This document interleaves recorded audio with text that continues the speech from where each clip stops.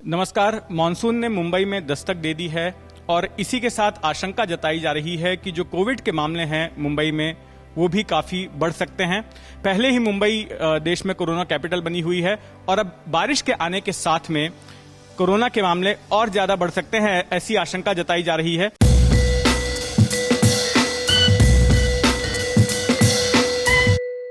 इसके अलावा भी जब हम हर साल देखते हैं कि मानसून के दौरान मलेरिया के मामले बढ़ जाते हैं, डेंगू के मामले बढ़ जाते हैं, दूसरी बीमारियों के मामले बढ़ जाते हैं और ऐसे में शहर के हेल्थ केयर सिस्टम पर काफी दबाव बनता है। अब इससे निपटने के लिए प्रशासन क्या कर रहा है, तो उसमें से एक इंतजाम जो हमने देखा है कि एक विशेष कोविड अस्पताल बनाया गया। आपको याद होगा कि पिछले महीने ही MMRDA Mumbai metropolitan region development authority, जो कि मुंबई और आसपास के इलाके के विकास के लिए बनाई गई संस्था है, उसने एक विशेष अस्पताल बड़े ही रिकॉर्ड समय में तैयार किया था, 15 दिनों के अंदर बनाकर सरकार को सौंप दिया था।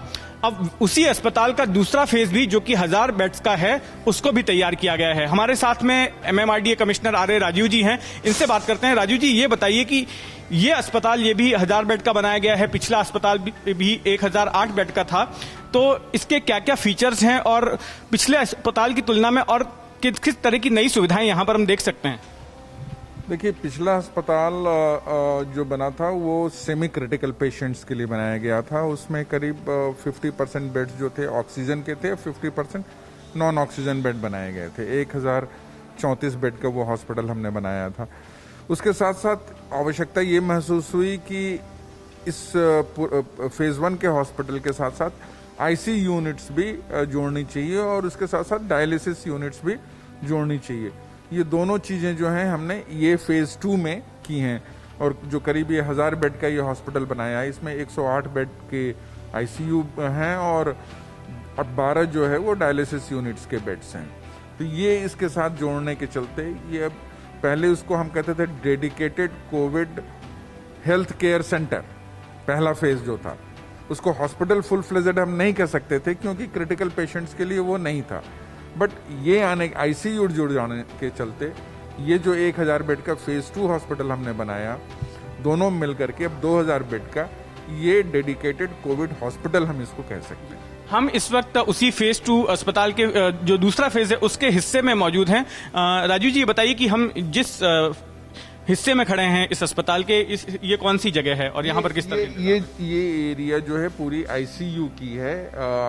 ICU का ये बेड देख रहे हैं आप, ये ICU वार्ड नंबर 6 है।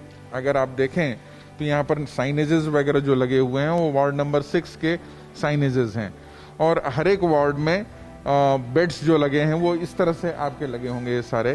तो ये ICU का लास्ट यूनिट है 6 और कुल मिलाकर के 108 ऐसे जो हैं बेड्स लगे, 108 ICU बेड्स जो हैं इस अस्पताल में। हम आइए चलते हैं अस्पताल के दूसरे हिस्से में और जानते हैं कि और किस किस तरह की सुविधाएं और किस किस तरह के इंतजाम जो है इस अस्पताल में किए गए हैं।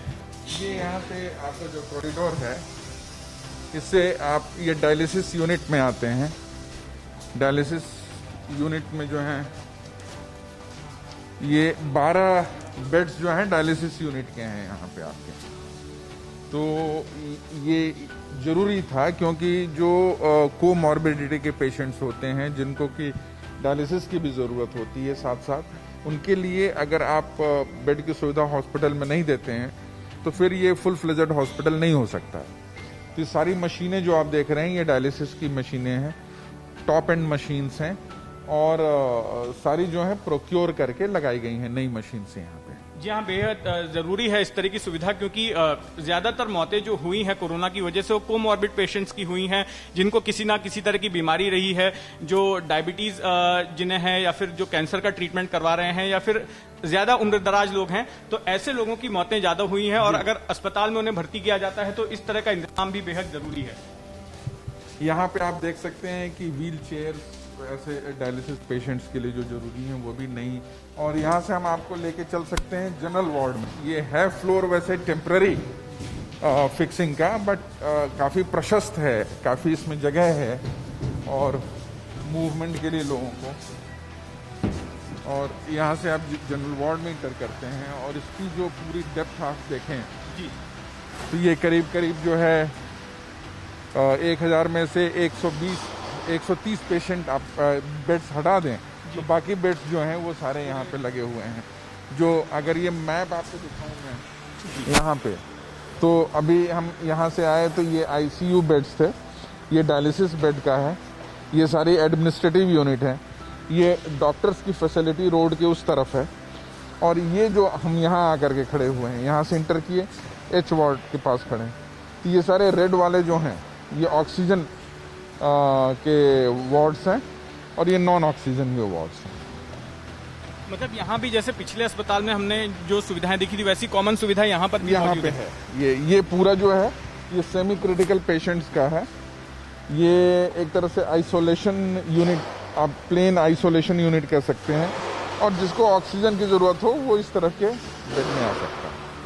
अच्छा राजू जी, वो एरिया हम देखना चाहेंगे जब कोई पेशेंट यहाँ पर दाखिल होने के लिए आता है और उसकी स्थिति को देखते हुए शुरुआत में ही उसके लिए कुछ बेड्स उपलब्ध कराए जाते हैं। जी, उसको ट्रायज यूनिट कहते हैं, ट्रायज यूनिट, ट्रायज बेड्स, तो वो भी हमारे यहाँ पे हमने किए हुए हैं। किसी भी हॉस्पिटल में जैसे कि कैजुअल्टी है, कैजुअल्टी में भी बेड्स रहते हैं, तुरंत आप पेशेंट अगर क्रिटिकल है, कुछ प्रॉब्लम है, तो उसको बेड पे लिटा करके आप जो है सारा चेकअप करते हैं, then you direct them to go to the unit required. So वो ट्रायज यूनिट आप इधर देख सकते हैं। जी, तो ये जब कोई पेशेंट यहाँ अस्पताल में दाखिल होने के लिए आएगा तो रिसेप्शन में कागजी कार्रवाई के बाद में फॉर्मेलिटीज पूरी करने के बाद उनकी तबियत की गंभीरता को देखते हुए, तबियत के हाल को देखते हुए उन्हें संबंधित वार्ड में भेजा जाएगा।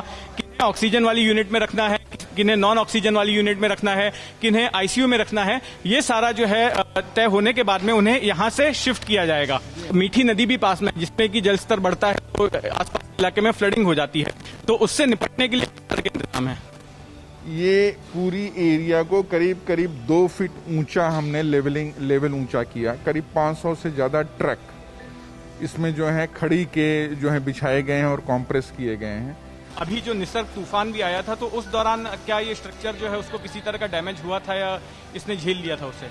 जो तूफान मुंबई में तो नहीं आया था, लेकिन जो समीप के एरिया में आया था अलीबाग की तरफ। देखिए, ये जो टेम्पररी स्ट्रक्चर यहाँ पर है वो जर्मन टेक्नोलॉजी के तहत बनाए हुए टेंट्स हैं, हैंगर्स हैं, जिसके अंदर बनाया गया है।